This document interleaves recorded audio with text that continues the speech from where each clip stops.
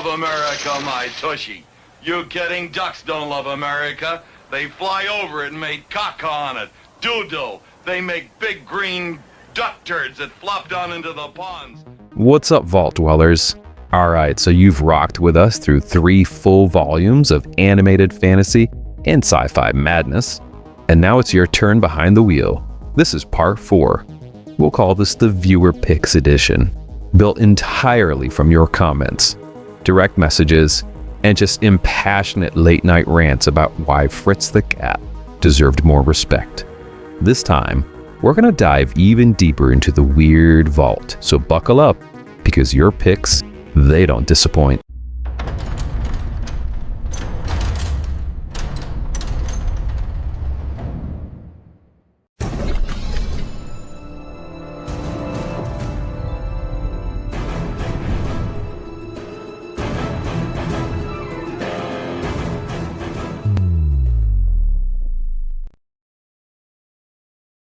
Mombi? Who's Mombi? The wicked witch who made me. She wants to be Queen of Oz. We came here to warn you. She's on her way here right now with a herd of magic green elephants. She swears she'll capture the Emerald City and... Alright, let's get this started with one of the stranger sequels to ever emerge from the land of Oz.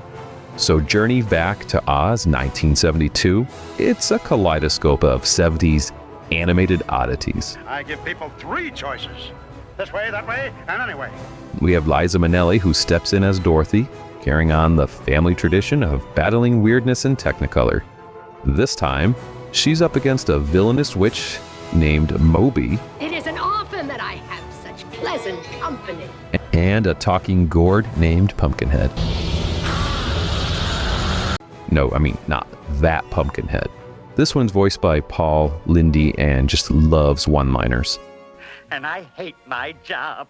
I hate being a witch's helper. This was Filmation's ambitious swing at making a theatrical musical animated feature, but budget delays meant it was shelved and later released just straight to TV. Still, I mean, it's got that like unmistakable Filmation style. You know, like looped animation, stilted lip syncing. Thank you, Your Majesty. I shall endeavor to fulfill my duties to the best of my incapacity. And just strangely charming background art. The cast, I mean, it's a who's who of retro voices. You got Mickey Rooney. Oh dear, I know I should be doing something kingly and impressive, but I don't quite know where to start. Ethel Merman. And maybe I can still do a little damage with my poison thorn. Danny Thomas. I'm emperor around here, you know. Name it and it's yours. Within reason. It's your grandma's favorite variety hour, but animated. It's definitely dated, occasionally awkward, and just very much of its time. But for Oz completists and fans of old school TV specials, it's a fascinating curio just worth revisiting. If only to say, wait, what, that existed? How much time do we have? When do you think Mommy will get here? Well, let's see. She had to cool the brew and pour it in the molds and get 'em all here, so I'd say, about now. You mustn't move, Teddy. Keep very still. Son of the man that killed Meg, if you move, I strike. And if you do not move, I strike. Chuck Jones brought his signature touch to this classic tale, and the result is one of the most tense, emotional, and just well-crafted TV specials of the whole era. Rikki-Tikki-Tavi is the story of a brave mongoose who defends his adoptive human family from deadly cobras and some other snakes. Be careful, I am dead. It's a pretty short film, but its impact is massive, especially if you saw this as a kid, which I think I did like on the weeks I wasn't watching The Rats and Nim. The animation, it's beautifully drawn in the vintage Jones style. You know, expressive, detailed, and just brimming with atmosphere. What is the use of running away? I'm sure to catch you. You know what sets us apart is the tone. I mean, it doesn't pull punches. There's a real sense of danger in this movie. I am not. And the pacing is super tight. Orson Welles lends his voice as a narrator, adding like a level of gravitas that just gives the story an almost ethereal quality. You never know when the hole might open out and give the cobra room to strike. As a piece of animated storytelling, I mean, it stands tall. It's elegant in its simplicity, but powerful in its emotion. And it's a reminder that kids' animation can still leave adults in awe. It's been quietly passed around school libraries and VHS collections for just decades, and it's still worth your time. And I will kill the big man and his wife and the child, if I can. Then the bungalow will be empty, and Rikki-Tikki will go. With a special report, we go now to... Excuse me? What's the matter, Gramps? You got a problem? Might as well take the program guide while you're at it. If Looney Tunes ever did a late-night Eastern block noir, it might look a little bit like Cat City. This Hungarian gem is an animated spy parody set in a dystopian feline future where cats rule and mice, they're on the brink of extinction. Fire him! We have enough bozos around here. Yes, sir. It's funny. I want you all to keep your mouths shut and your eyes open. Good thing it's not the other way around. We've hit a tree. Very funny. It's stylish and just surprisingly subversive for a movie starring animals with opposable thumbs. This was made in 1986 under the cloud of Cold War tensions, so Cat City is just loaded with satirical jabs at bureaucracy. You talking to me, Fatso? Look, Propaganda, and totalitarian control. But it also revels in like slapstick. What's your name? Billy Bugle. Bugello. El Bugello. Puns and wild visual gags. The animation is expressive and creative, with just frantic energy and a color palette pulled straight from Cold War comic books. Bulletproof t-shirt. Those rats are amateurs. Though it was a major hit in Hungary, it remained a cult favorite everywhere else, passed around by animation nerds who just couldn't believe how weird and brilliant it was. Whether you watch it dubbed or subtitled, it's a rare treasure that deserves way more love.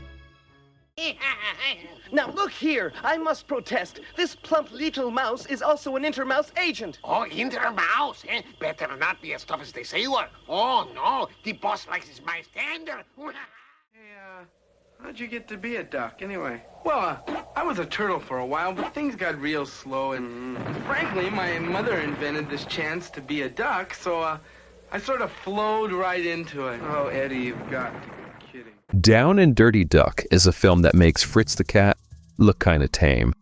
Produced by Roger Corman's New World Pictures, and just clearly riding the shockwave of Bakshi's X-rated breakthrough. This psychedelic oddball is rude, crude, and definitely anti-mainstream.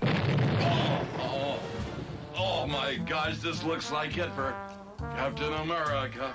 It's a movie where a lonely insurance worker finds himself on a sexually charged odyssey, guided by a foul-mouthed duck named Willard. I always duck, see? And I just can't resist ducking a good bush. It's not exactly structured. It kind of lurches from like one visual to the next, but it is a true time capsule of early 70s counterculture, hoping that meets sketch-style randomness, backed by a surprisingly funk rock soundtrack. This thing is less of a movie and more of an illustrated acid trip. Yeah, but it gives you something to do. You call this doing? With commentary on war, politics, and identity. Most of it doesn't age well. Some of it barely made sense even back then. But it's undeniably one of the boldest examples of adult animation being used as anti-establishment protest. Viewer beware, and viewer intrigued. Yeah. It says you will die of a bomb delivered by a wizard Tuesday. It is enough that we have freed them, human. We elves have our own problems. Dennis? You will take everyone into Qualinesti and provide for the refugees. We will do nothing of the kind. Humans caused the gods to turn their backs on the world. All right, let's just get this out of the way. Dragonlance, Dragons of Autumn, Twilight. It's not a good movie. It's so rough. The animation looks like a cutscene from a budget PS2 game. and the pacing crams 400 pages of dense lore into just 90 frantic minutes. But if you were a kid like me flipping through dog-eared copies of Weiss and Hickman novels, or maybe rolling dice with your half-elf cleric back in '89, this movie holds some sacred ground. Circle is broken, the oath denied. Bad luck, bad luck. This was the first and only time the beloved Dragonlance Chronicles got an animated adaptation. Kiefer Sutherland is the voice of Rasslin Major, and it's easily the best part of the whole endeavor. See, my appearance titles you. A small price to pay for the power I have achieved. Fans of the books will appreciate seeing Tanis and Flint. You have? Why the beard? Weren't you ugly enough? And Tasselhoff come to life. I've never fought a whole army before. Even if it feels a little, I don't know, like stiff. You will be our honored guests. More like honored prisoners. It's not so bad, it's good. It's more like so faithful, it's flawed. But there's a charm to the earnestness. I mean, they tried, and you can feel the love for the source material buried beneath the janky animation. I told you, faith is the answer. I mean, it's a pretty niche pick, right? But it belongs here because fantasy nerds deserve their animated time in the spotlight, even if it's through a slightly bug-eyed lens. Fizzbad, that's it. That's not a name. It's not? That's too bad. I was rather fond of it. You know something of dragons? Dragons? Where? Oh, yes, dragon. No, it can't be. It's my memories. You have no right to access that information! You can't treat me like this, you bastards!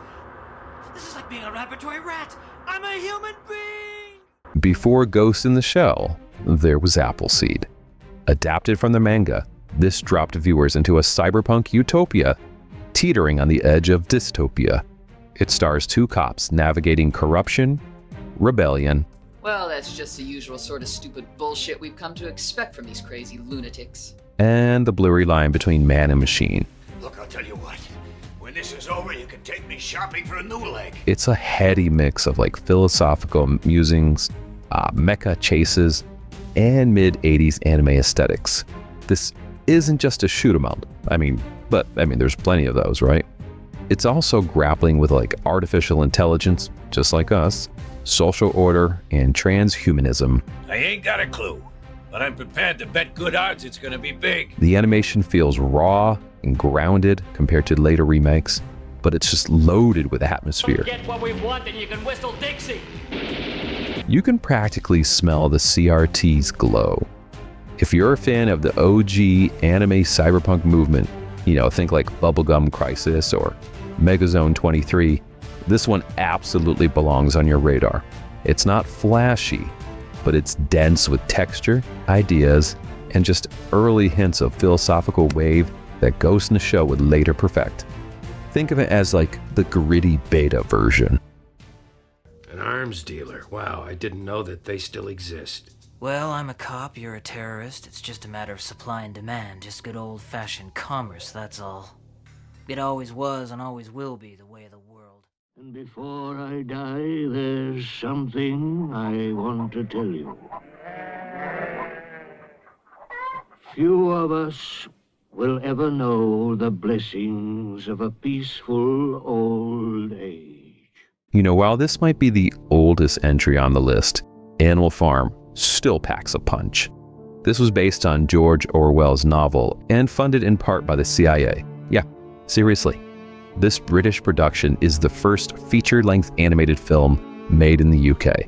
And it doesn't hold back. See, it is now forbidden, under penalty of death. From the moment Old Major's corpse hits the hay, this film dives head first into revolution. The chickens seem to remember Old Major saying that their eggs should never be taken from them. Betrayal. There are traitors among us. And totalitarianism, all told through talking livestock. I'll protect your interests, and I'll make your decisions. The animation is surprisingly sophisticated for its time, with expressive character design and just haunting sequences, especially the final scenes where the pigs complete their transformation. While the political allegory is less subtle than Orwell's prose, it remains shockingly effective. The rebellious behavior of a lot of dumb animals caused indignation, much conversation. It's unsettling, cerebral, and just loaded with historical significance. In many ways, it's the antithesis of cheerful Disney fare, more Kafka than fairy tale. If you haven't seen it, you need to fix that. It's a cornerstone of animated cinema that doesn't get nearly enough mainstream credit. It's dark, bold, and just so unsettling decades later.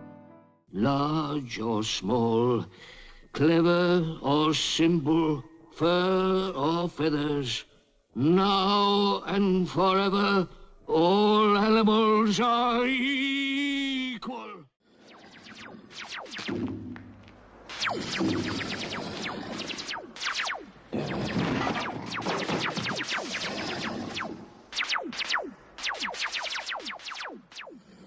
René Laloux, best known for Fantastic Planet, he returns to sci-fi with Gandahar. It's a French philosophical epic that's as beautiful as it is bizarre. The plot is about a utopian world of Gandahar, which is being invaded by machines from their future. The twist? Their evolved version of Gandahar's own people. So cue some time travel, a little bit of telepathy, and a whole bunch of animated nudity. This film looks like an issue of Heavy Metal magazine brought to life. The designs are fluid, organic, and totally unique. Think metallic forests, tentacled vehicles, and creatures that defy categorization. The pace is slow and meditative. Don't expect conventional storytelling here. Gandahar is more about the vibes than the plot beats. But for fans of art house sci-fi and surrealist animation, it's a rare gem. The English dub, I think it was titled Light Years, it even features Glenn Close and Christopher Plummer. Whether you see it dubbed or subtitled, it's a visual poem for the psychedelic soul.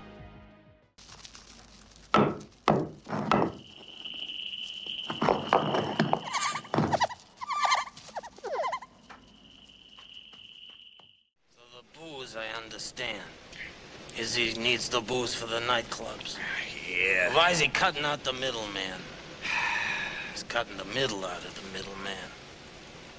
Oh, Louis, I never seen so much blood in my whole life. With American pop, Bakshi left behind the Wizards and the X-rated Cats to deliver something just raw, human, and ambitious. Tony, so what are you talking about?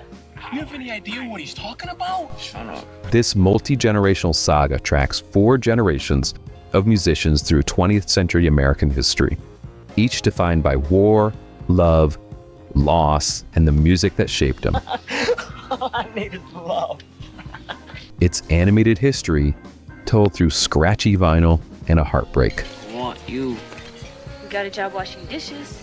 You want it? Using rotoscope animation, Bakshi captures real movement and emotion, layering it with a killer soundtrack that spans the decades. You got Gershwin, Dylan, Hendrix, The Doors. The result? It's a time-traveling odyssey of culture and counterculture. Unlike his more chaotic outings, American pop feels almost like restrained, letting the emotion and music do the heavy lifting. Wouldn't hurt, he says. So why am I crying? It doesn't just talk about history, it sings it. I can't believe it, that schmuck is gonna sing! The characters are flawed, real, and just unforgettable. I am a dishwasher. You might come for the animation, but you're gonna stay for the soul. This is one of Bakshi's finest work, bold, and unlike anything else in the animated canon. You had us living at the Chelsea. I can't even get us the Y. Go back to Kansas. Maybe you could listen to what I'm doing sometimes. See what I'm doing wrong. Go back to Kansas. So tell me, who are these 8 devils that come on? They are a group of ninja who work for the so-called Shogun of the Dark. He plans to rebuild the house of Toyotomi, the ex-rulers of Japan. Ninja Scroll is just pure kinetic chaos. It's a benchmark in 90s anime. This brutal, gorgeous film follows a lone swordsman battling demonic enemies and political corruption in feudal Japan. My name is Dakuan. Let's be friends. So think like Lone Wolf and Cub with a heavy dose of supernatural mayhem. That's nuts. Shh, please behave yourself. I don't believe a word of it. And just a whole lot of arterial spray. The director pulls no punches. The animation is fluid, stylized, and just uncompromising. Every fight scene is a masterclass in tension and choreography. But it's not all flash. There's like real atmosphere here. Stupid! I was going to suck the poison out! The villains are grotesque and memorable. You know, from a stone-skinned brute Not until you have paid your debt. to a snake-tattooed seductress. And the film's underlying themes of betrayal, sacrifice, and survival, they cut deep. I don't need your love. You don't interest me even in the slightest. Now go and stand watch. This was one of the key gateway drugs for Western anime fans in the VHS era. Imagine a ninja woman who believes she's falling in love.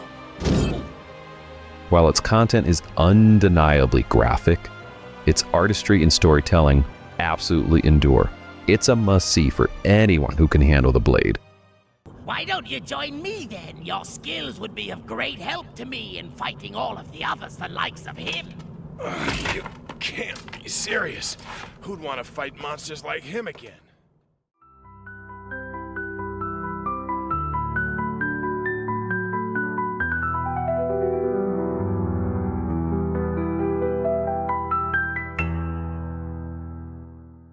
This one's more art installation than conventional film. Belladonna of Sadness it's just a one-of-a-kind experience. This Japanese avant-garde epic explores trauma, witchcraft, and feminine rage through psychedelic watercolor animation that would make Salvador Dali weep. It tells a story of Jean, a woman who makes a pact with the devil after being assaulted and betrayed by her village. The visuals are just breathtaking, you know, like dreamlike paintings that bleed into each other with sensual and sometimes violent abandon. I mean, there's stretches where there's no animation at all. Just still images, narrate, and music. But you're not gonna look away. It's part erotic horror, part feminist manifesto, and just entirely unforgettable. Initially, it was a box office bomb, but Belladonna has been rediscovered as a cult masterpiece, praised for its audacity and emotion. Is it challenging? Yeah, but it's essential. This is an animation of protest, poetry, and some primal scream.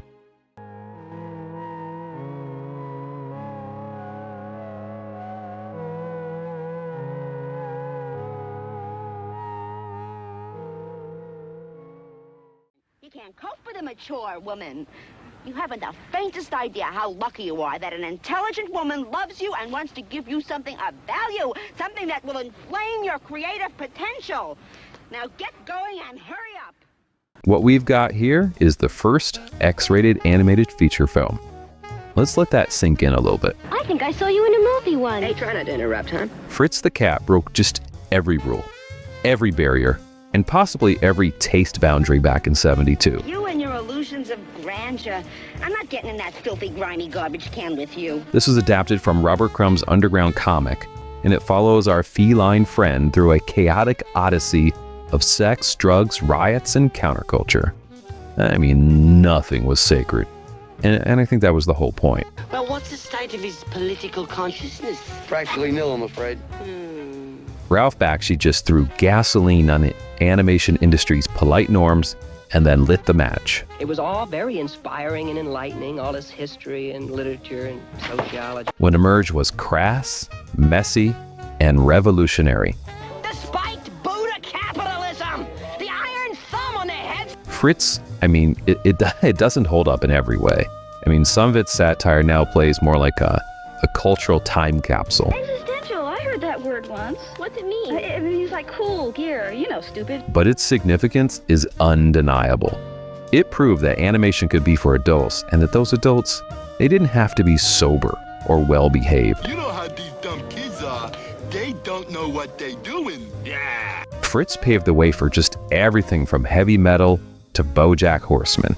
It was loud, lewd, and just here to stay. All right, Cool it, officer. He's just blowing hot air. No one's paying no mind. Come the revolution, there's gonna be no more limousines. Come the revolution.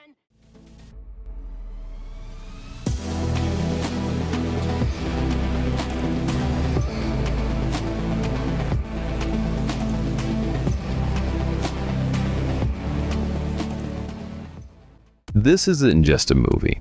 It's a full-body experience. Interstellar 5555 is the visually stunning, dialogue-free animated opera that brings Daft Punk's Discovery album to life. The story of an interstellar band that's been kidnapped, brainwashed, and then ultimately freed is told entirely through music and visuals. No talking, no subtitles, just pure cinematic rhythm. Now, the collaboration between Daft Punk and anime legend Matsumoto gave birth to a synth-powered odyssey that's both emotionally rich and stylistically flawless. Every frame pulses with neon energy. Every beat syncs to narrative movement. It's part sci-fi, part glam rock, and just all heart. This is a love letter to music, animation, and storytelling just beyond words. And that's why it tops the viewer pick countdown, because it's not just seen or heard, it's felt.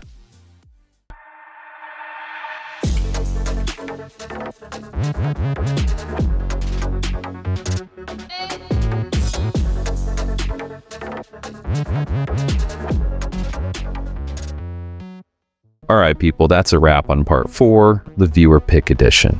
And I gotta hand it to you guys, these are some pretty deep cuts.